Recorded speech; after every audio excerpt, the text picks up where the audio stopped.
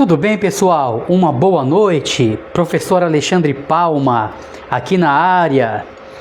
Gente, hoje, nas redes sociais, como os irmãos sabem, estaremos estudando mais um pouco de teologia bíblica cristã pentecostal. Estamos falando sobre a soteriologia, que é doutrina da salvação. Logia é estudo, tratado. Sotério vem de libertar, livrar, salvar. Por isso, soteriologia, doutrina da salvação. Dentro da teologia sistemática, dentro das matérias bíblicas, do ensinamento bíblico, a disciplina, a matéria, o estudo, que ele vai nos mostrar, nos ensinar a mecânica da salvação. Como que Deus faz para salvar o homem. Por isso, doutrina da salvação. Se você quiser ser nosso aluno oficial, tá? Você deixa seu nome e seu endereço aí. Abrimos núcleo nas igrejas também, tendo um dia vago aí, tendo pelo menos uns 10 alunos, nós vamos e abrimos um núcleo teológico lá na sua igreja. É honroso e bonito. Uma igreja que tem um seminário bíblico, para que os irmãos, os membros, os obreiros e obreiras, para que todos tenham a possibilidade de se aprofundar nos estudos das Escrituras.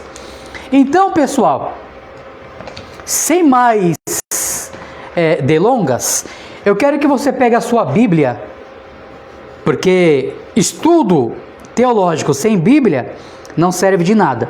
Então eu quero que você pegue a sua Bíblia aí, junto comigo que já peguei a minha. Gênesis capítulo 3, versículo 21. Então você deixa teu nome, teu endereço, teu telefone aí, e a gente entra em contato com você, envia o material lá para sua casa e você estuda conosco através dos vídeos online, através do grupo do WhatsApp para tirar dúvidas e através dos áudios e vídeos avulsos que nós fazemos no grupo. Gênesis 3. Conforme os irmãos forem entrando aí, nós vamos dando continuidade. Gênesis 3, versículo 21. Eu estou lendo essa passagem para a gente entender que a salvação, ela parte de Deus, por Deus, para Deus, e é Deus quem providencia tudo que é necessário para o homem responder. A única coisa que o homem precisa é ter fé e responder positivamente ao convite de Deus para a salvação. Que até para um homem responder de forma positiva ao convite da salvação, é o próprio Deus que providenciou com que o homem fosse capaz de dizer sim. Porque depois que o homem pecou, na teologia chamamos de depravação total. O homem ficou totalmente desfigurado e sem condições espirituais para buscar a Deus, para olhar para cima. Mas Deus derramou a sua graça, que é a graça de Deus, que é o favor imerecido, capacita o homem para que o homem possa responder a esse convite de salvação. Tudo bem? Então, Gênesis 3 e 21. E o Senhor Deus fez para Adão e para sua mulher túnicas de pele e os vestiu. Esse versículo que eu peguei aqui, o contexto dele em Gênesis 3, é que o homem pecou, junto com a mulher que pecou, e a mulher falou, Adão falou que foi a mulher falou que foi a serpente ficou sem saber o que fazer, porque deu lugar para Satanás entrar nela. Deus deu a sentença de todos eles, e agora o homem, ele vai cozer folhas de figueira para ele vestir e para a mulher vestir. Só que tem uma coisa, pessoal, um princípio bíblico divino: se houver pecado, tem que ter derramamento de sangue da espécie que pecou, e um ser perfeito, para que Deus aceite esse sacrifício substitutivo, para que seja perdoado aqueles que se arrependem. Por isso que Jesus Cristo veio como o Cordeiro que tira o pecado do mundo, o Cordeiro perfeito.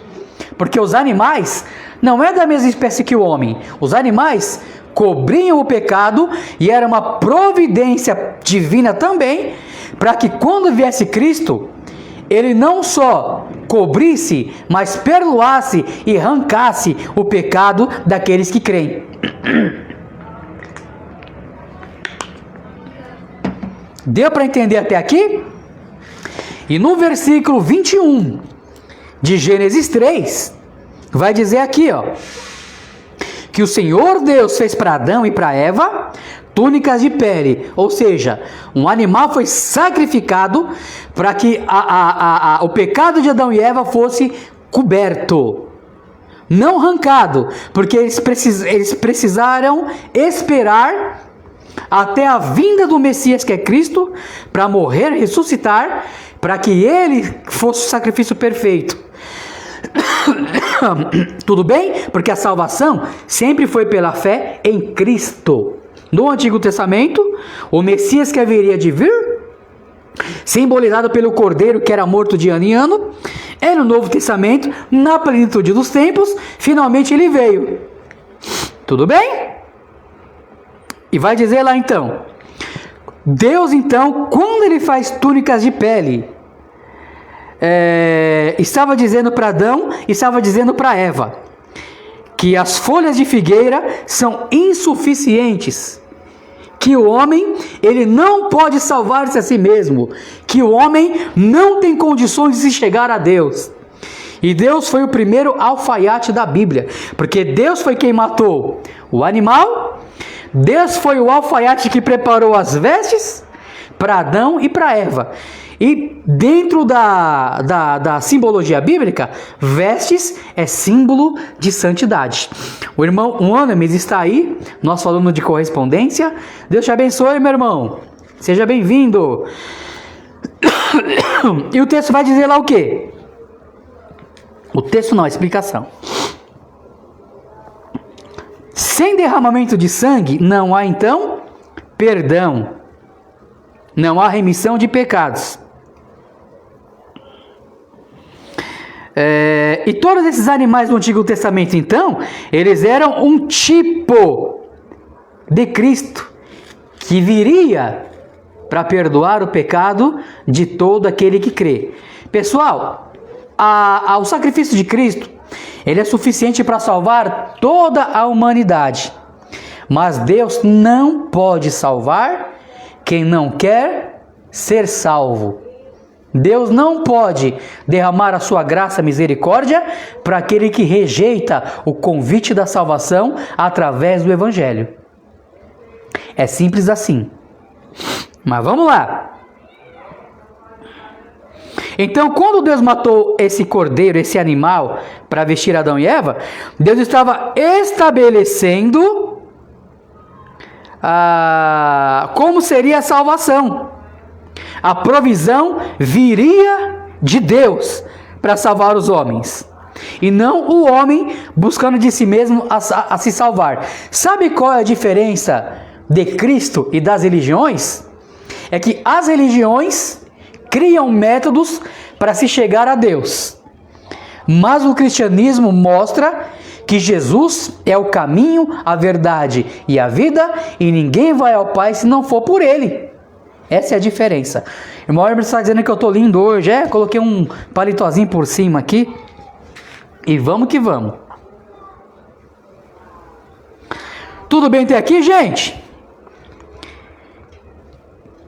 Ou seja, a vida de Cristo, entregue lá na cruz, onde Ele se ofereceu como sacrifício substituto da gente, proveu o único meio de tirar o pecado do homem. Que somos pecadores por causa da nossa matriz, que é Adão. Somos descendentes de Adão. Tudo bem, pessoal? Então, posto essa questão introdutória, hoje nós vamos falar sobre dentro da teologia e da matéria da soteriologia. Semana passada nós estudamos sobre o supralapsarianismo, ou seja, a providência para a salvação, ela veio antes do lapso, antes do erro do homem, antes do pecado. Já a escola infralapsariana vai dizer que a providência da salvação foi depois do pecado. Tudo bem? Então, esse infralapsarianismo, ele é popularmente chamado no círculo teológico de calvinismo moderado, porque o supra, aprendemos na outra semana, é o hipercalvinismo, onde Deus não só permite, como decreta a queda, para mostrar sua misericórdia, salvando alguns depois da queda.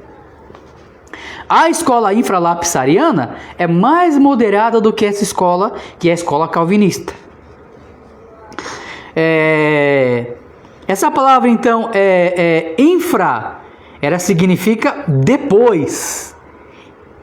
E lapsarianismo, onde vem a palavra que é o lapso, depois da queda. Se o supra é antes da queda, o infra é depois da queda.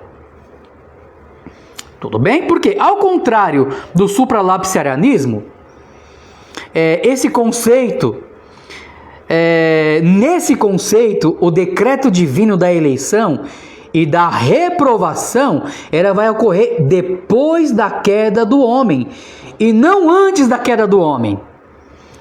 Tudo bem? Ou seja, o infralapsarianismo, ou a provisão da salvação depois da queda, subordina o decreto. Decretar é determinar como é que vai ser, tá? Isso é decretar.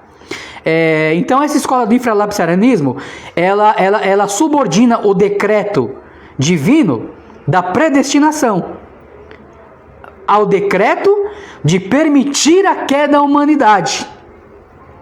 Ou seja, Deus não decretou a queda, mas permitiu que o homem caísse. Nesse sentido aqui, vai ser muito parecido com o arminianismo, e que nós pentecostais, muitas vezes inconscientemente, seguimos a linha wesleyana da soteriologia. Um grande teólogo chamado Charles Hodge, na sua teologia sistemática, ele vai resumir o esquema infralapsariano da seguinte maneira. Abre aspas. O que Charles Hodge vai dizer? Irmã Andréa Dias, Andréas Petro, a nossa São Paulina aí de plantão, amiga minha de anos e anos. Deus te abençoe, Andréia. Tá lá de Minas Gerais assistindo a nossa videoaula aqui, hein? Fica com a gente aí. Então, Charles Hodge, turma, ele vai dizer o seguinte, que Deus, com o desígnio de revelar a sua própria glória, ou seja, a fim de Deus revelar a perfeição de sua própria natureza, ele decidiu criar o mundo. Depois, ele permitiu a queda do homem em Adão. E terceiro, ele vai escolher dentre todos os seres humanos que estão caídos por causa do pecado de Adão, uma multidão que ninguém poderia contar, como chamado vasos de misericórdia. Aí o quarto decreto que o Rod vai dizer é que ele enviou o Filho dele, Jesus Cristo, para a redenção desses seres. Aí o quinto decreto do infralapsarianismo, segundo Charles Hodge, vai dizer que Deus deixou que o restante da humanidade, como também deixou os anjos que abandonaram obedecer a Deus, que sofresse o justo castigo por seus pecados. Beleza? Agora, nós discordamos desse ponto. Por quê? Quando a gente coloca a questão de Deus escolhendo alguns e rejeitando outros de forma arbitrária, sem dar chance a quem Deus resolveu não escolher, sabe-se lá o porquê Deus escolheu, há o perigo nisso de colocar Cristo não como Senhor, mas apenas como uma ferramenta para salvar os eleitos. Aí o alvo principal aqui não é nem Cristo, é os eleitos. Cristo seria só uma ferramenta, salvos de forma incondicional. Então temos que tomar cuidado com essa questão. Mas resumindo, aqui no caso a ordem dos decretos, ou seja, da pré-ordenação de Deus, segundo os calvinistas, infralapsariano. Para quem entrou agora, não está entendendo muito esse negócio de calvinista. Os calvinistas são aqueles que seguem a doutrina de João Calvino, que ele elaborou ali algumas questões e as colocou como uma doutrina para explicar a salvação do homem. Então existe o calvinismo, o hipercalvinismo, o calvinismo moderado, o arminianismo clássico, o arminianismo wesleyano, existe o amiraldismo, existe também o molinismo e etc, e etc. Tudo bem? Irmã Elisângela Madara, minha amiga aí de infância, ela mora lá na casa das loirinhas, da casa da esquina. Deus abençoe ele. Vamos lá. Gente, então segundo esses calvinistas infralapsariano, ou seja, aqueles que acreditam que o plano da salvação foi após a queda de Adão, o propósito supremo de Deus para eles, no seu plano global, no seu plano universal, não é eleger alguns e reprovar os outros, mas glorificar a si mesmo através da criação. A irmã Elisângela está dizendo boa noite, abençoado. Opa, valeu. Abençoado é a palavra. Nós estamos aqui só cumprindo o propósito aí, a missão. Mesmo que não estejamos 100% aí na saúde. Então, pessoal, para o infralapsariano, para aquele que acredita que a providência para a salvação foi depois da queda de Adão, foi somente porque o homem caiu no pecado que Deus, pela ordem lógica, decretou a dupla predestinação. Decretar uns para o céu e decretar outros para o inferno. Só explicar para vocês que a dupla predestinação, ela foi condenada em alguns concílios na história da igreja. Ainda mais ali no concílio de Orange. Tá bom? Isso é história da igreja, história da teologia cristã. Lá no concílio de Orange, a dupla predestinação ela foi condenada. Aqui, como que os calvinistas reelaboraram essa dupla predestinação? Que Deus escolhe aqueles que Ele quer salvar e os outros Deus deixa nos seus próprios pecados. É tentar consertar aquilo que foi reprovado dentro da ortodoxia cristã. Só que não resolve o problema. Se Deus é lógica, se Deus pode salvar a todos, mas só escolhe salvar alguns, então a culpa dos outros que não são salvos é de Deus. Por isso que nós, como arminiano clássico ou arminiano wesleyano, não colocamos nas costas de Deus a culpa de poder nos salvar todos, não querer salvar todos. Nós explicamos, igual está na Bíblia, que Deus convida a todos para a salvação. A graça de Deus capacita todos para dizerem sim ao Evangelho. Porém, Deus respeita a palavra final do homem. Deus não responde pelo homem. É o homem que tem que responder. O que Deus tinha que fazer foi mandar Jesus Cristo morrer na cruz do Calvário. Agora é a gente que decide aceitar ou rejeitar através da graça de Deus que nos capacita para dizer sim ao Evangelho de Cristo. Simples de entender. Amém? Qualquer dúvida, vocês escrevam embaixo aí, que a gente vai estar respondendo, tá bom, gente? Então, no infralapsarianismo, a provisão da salvação após a queda é mais ou menos assim. Primeiro, o decreto de criar o mundo e nisso criar a humanidade. Segundo, o decreto de permitir a queda da humanidade e não decretar, como foi lá no calvinismo hipercalvinista, do supralapsarianismo. Terceiro, o decreto de eleger algumas pessoas à salvação e de predestinar outras à perdição. É aqui que eles chutam na trave e que nós discordamos deles. Porque o decreto de Deus, na verdade, é salvar a todos que se achegam a Ele através de Cristo. Deus não tem preferido. Deus salva todos que se fazem salváveis. Para você ser salvo, para mim ser salvo, para a humanidade ser salva, não temos que fazer nada. Só temos que deixar Deus fazer tudo. É simples assim. O quarto decreto aqui no infralapsarianismo, o decreto de fornecer o meio de salvação àqueles que ele resolveu salvar. E o quinto decreto, o decreto de aplicar a salvação aos eleitos e deixar os reprovados ao seu destino merecido.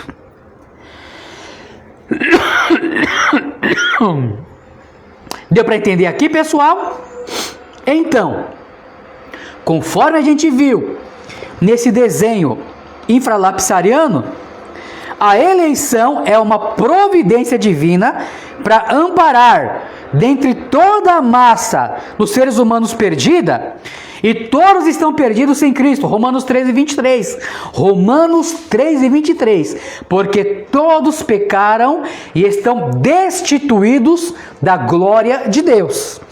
Mas todos que vêm através de Cristo, não importa a cor da pele, não importa o status social, todos que se achegam através de Cristo e através da graça se enquadram nos pré-requisitos do Evangelho, essa salvação é aplicada a eles.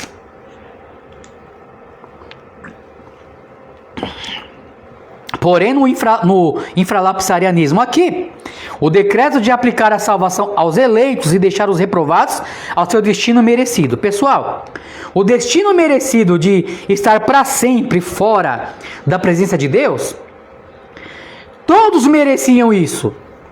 Só que Deus resolveu enviar Jesus Cristo para morrer na cruz do Calvário, para ressuscitar, e que através de Cristo, toda a humanidade que Deus criou, que Deus ama a sua criação, então Ele providenciou enviando Cristo para que todos aqueles dessa massa perdida que vem através de Cristo recebam a vida eterna. Isso não é história da carochinha, isso não é papo furado, isso não é conversinha de crente e nem de católico, isso é Bíblia. A Bíblia é quem diz, as Escrituras, o texto que explica sobre Deus, sobre quem é Deus e sobre o que Deus quer do homem é que diz isso.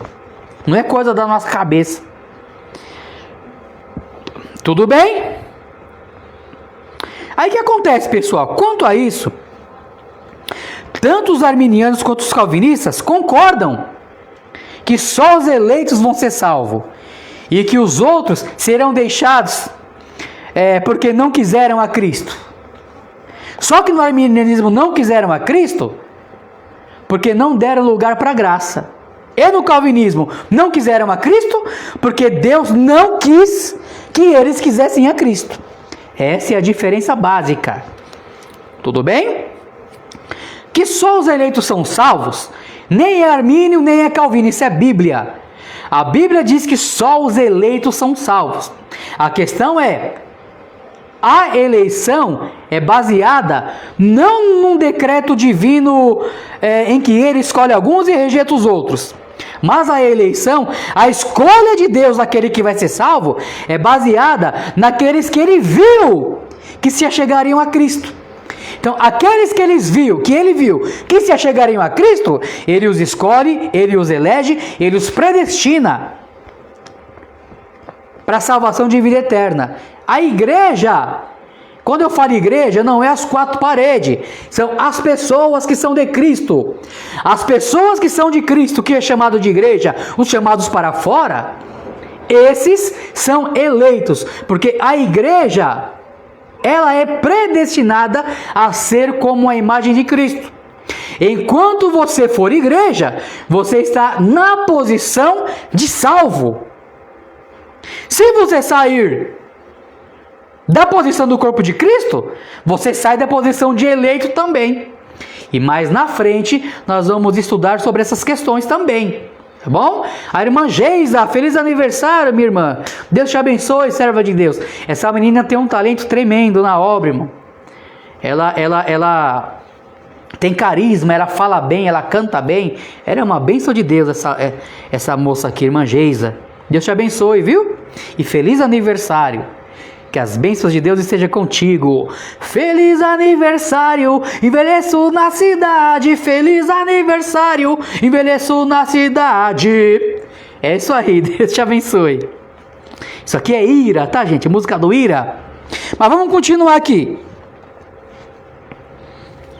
Os calvinistas dizem que dentre toda a massa perdida, Deus vai eleger um grupo e o resto ficou entregue à sua natureza apóstata. Ou seja, desviar. Apostatar é se desviar da salvação. E que, por mais que se esforce, não poderão ser salvos porque Deus não quis salvá-los. Isso é o calvinismo que diz, não é a Bíblia. O calvinismo que diz. Aí nesse momento os arminianos, ele vai apelar para o livre-arbítrio humano e pela presciência de Deus, dizendo que Deus conhece de antemão os que haverão de ser salvos e os que haverão de se perder. Não interfere na vontade de nenhum deles, mas os que ele previu, que vão aceitar o evangelho pela graça, ele coloca na posição então de eleito. Tudo bem, gente? Porque a salvação não depende só da vontade de Deus. Mas Deus, em sua soberania, escolheu, através de sua graça, permitir o homem decidir se ele quer ou se ele não quer a salvação. Tudo bem? A salvação em Cristo se aceita ou se rejeita. É assim que acontece. A irmã Geisa está dizendo, obrigado, Deus abençoe. Amém, minha irmã, Deus te abençoe. Tudo bem até aqui? Por quê? Isso é Bíblia. A mesma oportunidade que Deus oferece para os que se salvam, chamamos isso de graça preveniente. Ele oferece a mesma oportunidade aos que se perdem. Isso você vai ver de Gênesis a Apocalipse. Josué vai dizer lá, desde o livro de Josué, vocês vão escolher quem vocês querem servir. Eu e minha casa serviremos ao Senhor.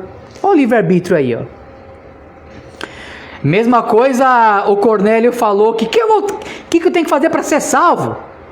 Pedro vai responder, Atos 10. Crê no Senhor Jesus Cristo e será salvo tu e a tua casa. Ou seja, é crer no Evangelho. Um grande teólogo arminiano, pessoal, chamado Roger Walson, ele observou que o supralapsarianismo e o infralapsarianismo concordam em muitos aspectos.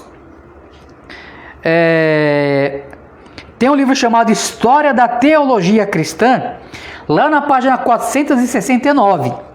O Roger Walson vai dizer assim, ó, que o infralapsariano e o supralapsariano, ou seja, Deus preparou a salvação depois da queda. Supra, Deus preparou a salvação antes da queda e decretou quem seria ser salvo ou não, no supra.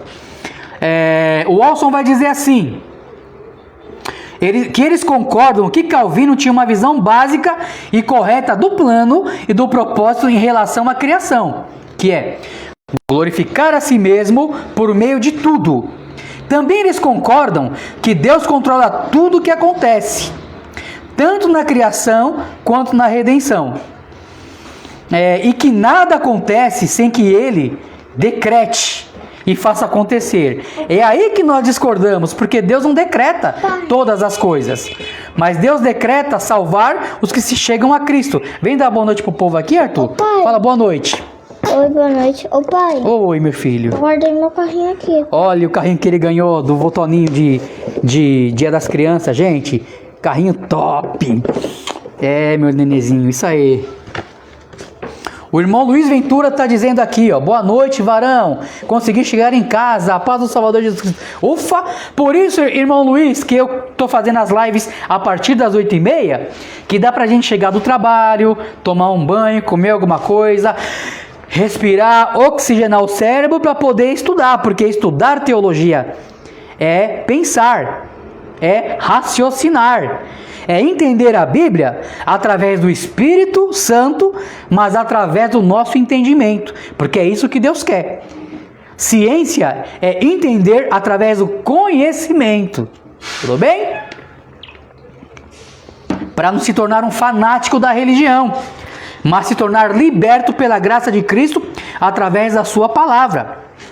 Nós não pregamos religião, nós não pregamos denominação, nós pregamos as Escrituras Sagradas. E se lá na comunidade que você vai, tá parecido com o que tá na Bíblia, então tá legal.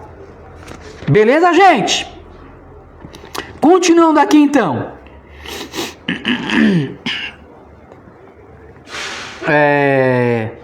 Então eles vão concordar que nada acontece sem que Deus decrete e faça acontecer. Eles também concordavam, o infra e o supra, segundo Roger Olson, concordavam que a queda do homem, através de Adão, e o destino final de cada ser humano, tanto no céu quanto no inferno, é algo predestinado por Deus e não apenas previsto ou pré-anunciado. Nesse ponto aqui, pessoal, nós cremos que existe a predestinação divina, mas a predestinação divina, a eleição divina, não é arbitrária, mas é pela fé prevista. Isso que nós discordamos de João Calvino aqui. E mais na frente vamos falar sobre Armínio também, tá? Por enquanto estou falando sobre o João Calvino, os calvinistas, supralapsariano e infralapsariano. Por enquanto nós estamos nessa onda. E aqui e ali nós vamos dando uma refutada de leve para que você não se perca nessas questões. Tá legal, pessoal? Continuando aqui então. O infra e o supra também concordam que Deus não é responsável pelo pecado e nem pelo mal, no sentido de carregar algum fardo de culpa, pois ele está acima das leis e das noções humanas e da equidade ou iniquidade. Aqui nesse ponto, o que eles vão dizer? Deus sendo Deus, ele pode quebrar qualquer regra, mesmo que seja uma regra que ele mesmo fez. Nós discordamos disso porque Deus, ele não pode lançar no inferno uma alma que quer ser salva. Deus não pode salvar uma alma que não quer receber a salvação, que quer continuar vivendo nos seus pecados e delitos. Por isso nós discordamos desse ponto. Tudo bem? Deus, ele não pode ultrapassar e desfazer as próprias leis que ele criou. Senão Deus seria um baderneiro. E Deus não é baderneiro. Deus tem uma metodologia para trabalhar com a humanidade. Tudo bem? Aí, nesse ponto, o que eles vão dizer? Que tudo que Deus faz é correto, porque glorifica Ele. E conforme o Teodoro de Beza, que nós aprendemos numa outra aula, que foi substituto de Calvino, ele declarou o seguinte: os que sofrem eternamente no inferno podem, pelo menos, se consolar com o fato de estarem ali para a glória de Deus. Gente, isso não existe. Estar no inferno para a glória de Deus? A Bíblia diz que Deus ele não se compraz na morte do ímpio. Antes, ele quer que o ímpio se salve e seja o conhecimento da verdade. Lá no livro de Pedro está escrito que não retarda a Deus a sua promessa, como muitos a julgam demorada. Antes, Ele quer que todos se salvem e cheguem ao pleno conhecimento da verdade. Você que está em Cristo, segura aí, vai dando glória, porque existem mais pessoas para virem a Cristo. E você já está na bênção, vai dando glória aí, vai empurrando com a barriga até onde der aí, a graça de Deus está conosco. Tudo bem, pessoal? Gente, o diferencial dessas duas escolas gira em torno da questão do primeiro propósito de Deus.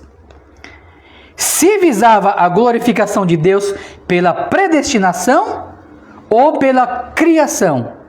O supralapsarianismo, que é o decreto de salvar, o plano de salvação antes da queda, ele vai dizer que esse propósito é da glorificação de Deus. E o infralapsarianismo, que é a salvação depois do homem pecar, vai dizer que aqui a questão é a criação que glorifica a Deus. Tudo bem?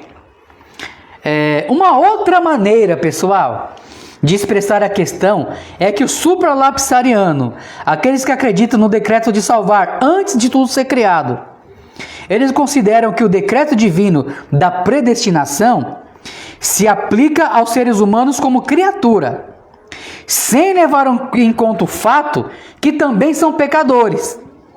Ao passo que no infralapsarianismo, o plano de salvação depois da queda do homem, vai considerar que o decreto divino da predestinação se aplica ao ser humano como pecadores caídos. De qualquer forma, pessoal, tanto os salvos quanto os perdidos são o que são, porque Deus decidiu desde a eternidade que assim fosse. O que nós discordamos deste ponto. Tudo bem até aqui, pessoal? Deu pra gente entender legal essa questão aí do supralapsarianismo, que foi na aula passada, e o infralapsarianismo, que é a aula de hoje? Tudo bem? A questão gira mais em torno de que Deus ter preparado o plano antes da queda do homem ou depois da queda do homem. E se Deus decretou a queda de Adão, ou se Deus só permitiu e depois da queda decretou quem seria salvo. Então gira em torno disso. O supralapsarianismo vai dizer que Deus decretou desde a queda de Adão até decretar aqueles que Ele quis salvar. O supra. O infralapsarianismo vai dizer que Deus não decretou a queda de Adão. Deus, Ele permitiu. O arminianismo também acredita que Deus permitiu. Nós pentecostais assim acreditamos também. Só que o infra vai dizer que depois da queda, Deus Ele decreta aqueles que serão salvos. Nós pentecostais também acreditamos que Deus decreta os que serão salvos. Porém, na ideia bíblica, essa salvação decretada por Deus é que Deus decretou salvar todos que se achegam a Ele através de Cristo. Então, existe a doutrina da eleição? Existe. Existe o decreto divino? Existe. Existe a doutrina da eleição? Existe. Porém, a mecânica, a forma de trabalhar dentro disso é um erro doutrinário. A ideia calvinista. E o que mais se aproxima da Bíblia é o arminianismo clássico de Jacó Armínio e o arminianismo wesleyano. Dentro desse ponto, pessoal, uma diferença básica do arminianismo de Jacó Armínio é o seguinte: Jacó Armínio vai dizer que Deus, olhando para a humanidade, Ele previu como indivíduo aqueles que haveriam de se salvar. Sabedor Deus que conhece todas as coisas, aquele que haveriam de estar em Cristo, permanecer em Cristo, ou na morte, ou no arrebatamento, estar em Cristo, Ele então os elege, garante a salvação deles e os coloca ali no livro da vida. Porque eu acredito que não existe ser colocado no livro da vida e ser arrancado no livro da vida. Deus, sendo onisciente, sabe os que vão te salvar, por isso lá estão. Uma outra hora nós faremos um vídeo especial sobre o livro da vida, que não é para hoje. Então, para Jacó Armínio, existe os eleitos e os somente crentes. Os eleitos são aqueles que Deus previu a salvação. 1 Pedro 1 e 2. Vamos ler 1 Pedro 1 e 2? Para a gente entender isso e ver que está na Bíblia.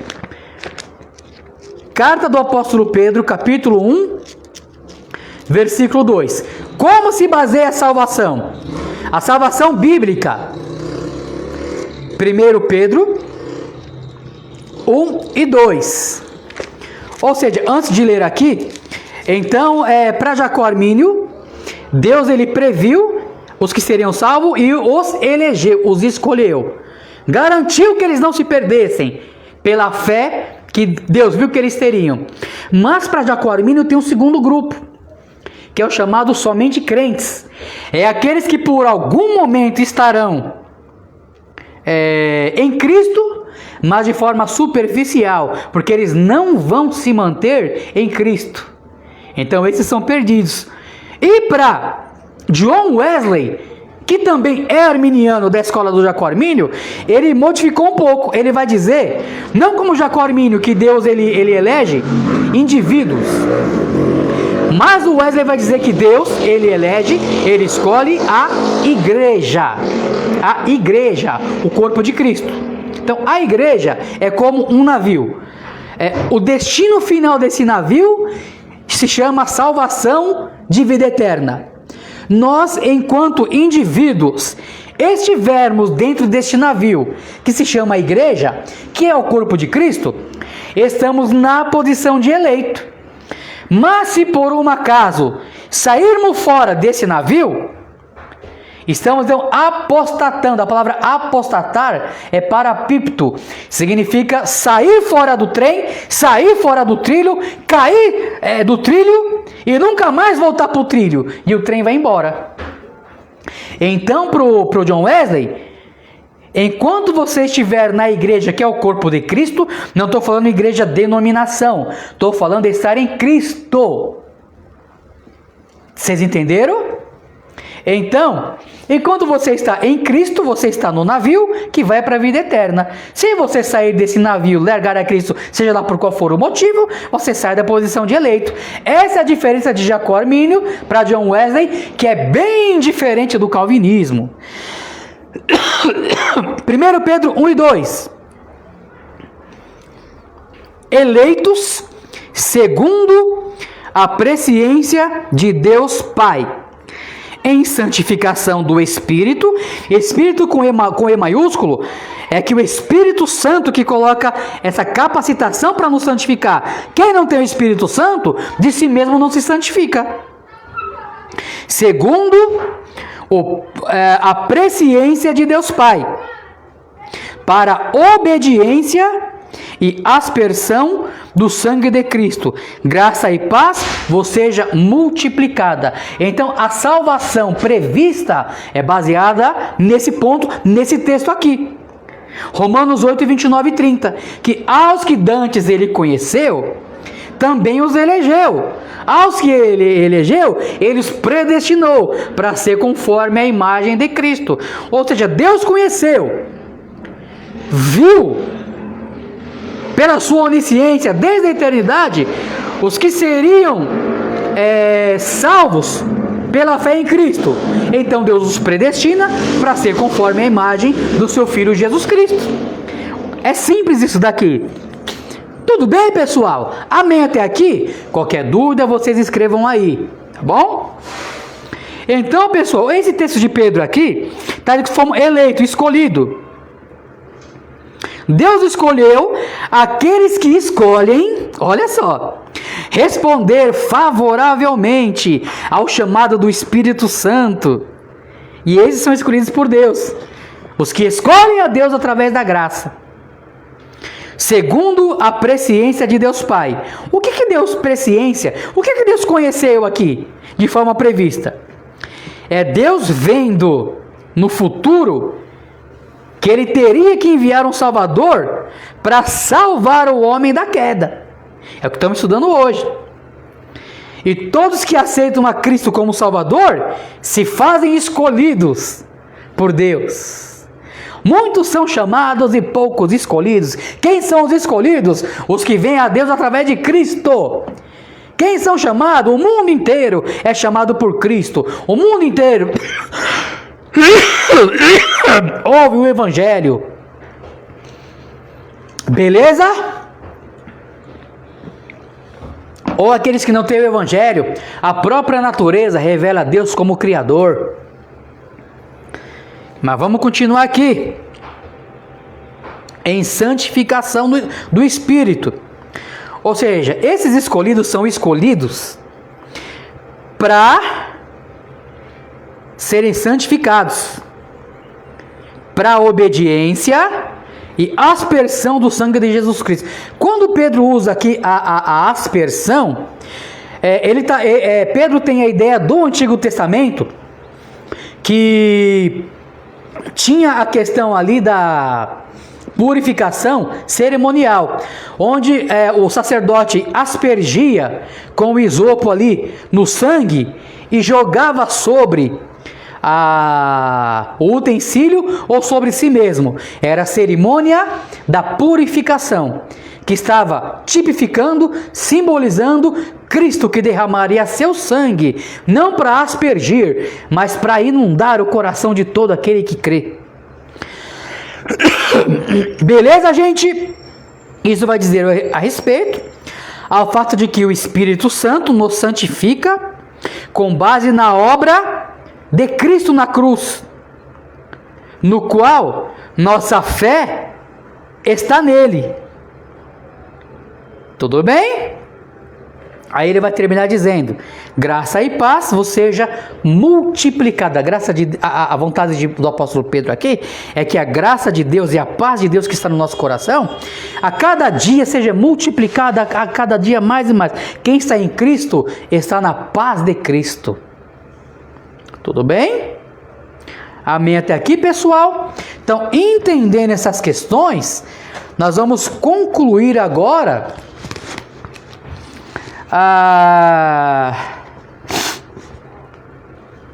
esse ponto. Embora ninguém sabe dizer, pessoal, se Calvino teria concordado com tudo que esses 5 pontos aqui falam, uma coisa é fato. De modo geral, os teólogos e pregadores calvinistas, que são chamados dos reformados, eles continuam atuando até hoje dentro desse limite. Que limite é? Dos 5 pontos do calvinismo, que eu vou repetir já para você, tá? Então, o que acontece? Qualquer outra crença, como o sinergismo que nós cremos, que o homem coopera na salvação, respondendo sim ao Evangelho, pela maioria dos calvinistas é considerado como heresia. E eles chamam de herege. Nem todos, mas a grande maioria, e na Confissão de Westminster, que é o documento oficial, diz isso. E também lá na Confissão da Igreja Presbiteriana, embora eles escondam isso de muita gente. E outros já rasgam o verbo e falam mesmo, né? Como, por exemplo, o Granconato, né? Que algumas vezes fala que é heresia mesmo o arminianismo, e outras vezes ele está mais brando e ele fala que é só uma linha de pensamento, né? Entre outros calvinistas que tem aí famosos. Cuidado! Cuidado! Então, pessoal, o supralapsariano tolera o infralapsariano, mas acha que a interpretação que esses davam à teologia calvinista, na melhor das hipóteses, é fraca, e na pior é uma abertura para o sinergismo. Para a gente encerrar essa questão nos dias de hoje, vamos aqui então recapitular os 5 pontos do calvinismo. Qualquer outra hora nós podemos fazer um estudo para refutar esses 5 pontos. O primeiro é a depravação total, que vai dizer que os seres humanos estão mortos nos seus pecados e delitos, antes de Deus os regenerar de uma forma soberana e lhes outorgar a dádiva da salvação, o que, em geral, implica na negação do livre-arbítrio. Então, a depravação total, que é o primeiro ponto ali do calvinismo, ensina que só Deus, através da graça irresistível, salva o homem. Irresistível é que aqueles que Deus quer salvar não podem resistir à salvação. Segundo ponto é a eleição incondicional. Incondicional é que não depende de nenhuma condição humana. O calvinismo vai dizer que Deus escolhe alguns seres para serem salvos e antes e independente de qualquer coisa que façam por conta própria. Ou seja, não precisa responder por fé. Deus vai capacitá-los para responderem. E sobre os perdidos, a questão fica em aberto. Se Deus ativamente predestina alguns para a perdição, ou se simplesmente os deixa seguir o seu próprio destino. Aí não há um consenso no calvinismo, tá?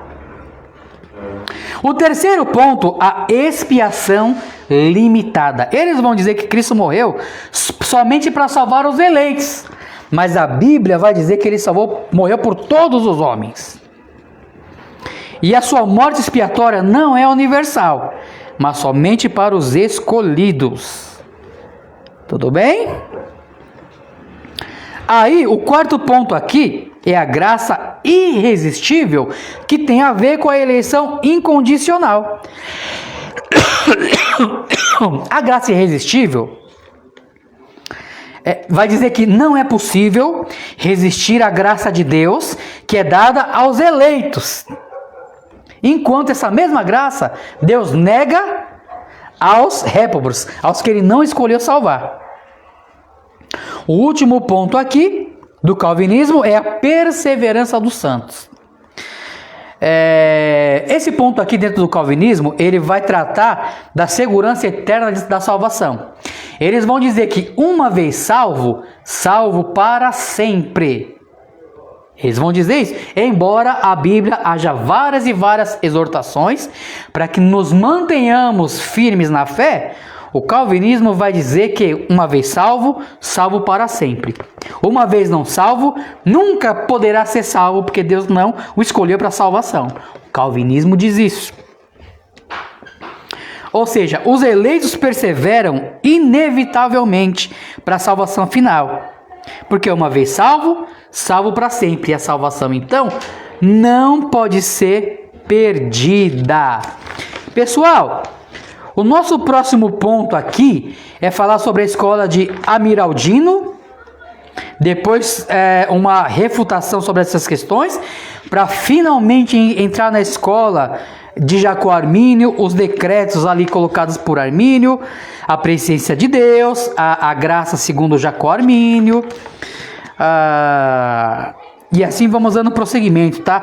Por enquanto nós vamos encerrar por aqui, para não ficar tão cansativo para vocês, e até a próxima aula. Deus abençoe pela participação de vocês, e a paz do Senhor.